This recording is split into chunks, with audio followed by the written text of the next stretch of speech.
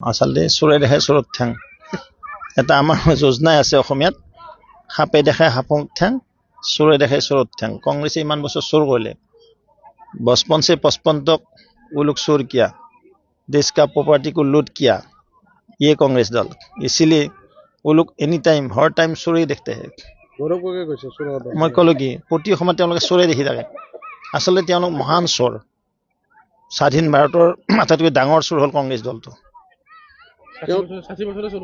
চোৰো নহয় আৰু তেওঁলোকে আৰু ঠক প্ৰবঞ্চকো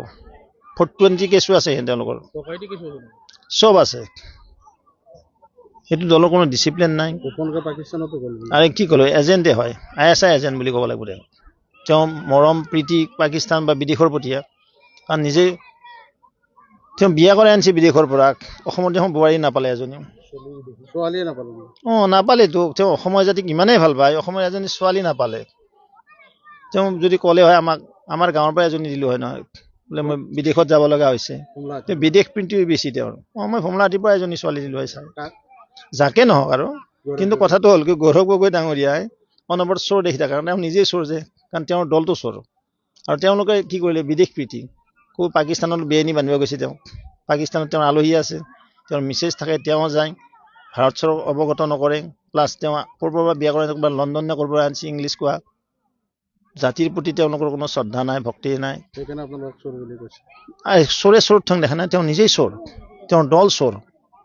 কংগ্ৰেছ দলটো চোৰৰ দল মই কৈছো জাতিৰ প্ৰতি কিমান দায়বদ্ধ আছে ক'ত দায়বদ্ধতা আছে বিগ জিৰো যদি দায়বদ্ধতা থাকিলে হয় মহাপুৰুষ গুৰুজনাৰ জন্মস্থান কোনে বনাই দিলে আজি অসমত এইমছ কোনে আনি দিলে আজি অসমত যে ইমান আন্তঃগাঁথনি হ'ল কোনে আনিলে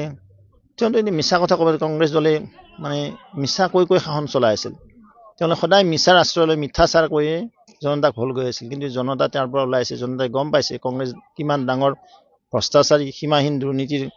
লগতে কংগ্ৰেছ দলে যে একো কৰিব পৰা নাছিল এই কথা প্ৰতিজন অসমীয়া জানে প্ৰতিজন ভাৰতবৰ্ষৰ মানে ভাৰতৰ নাগৰিকে জানে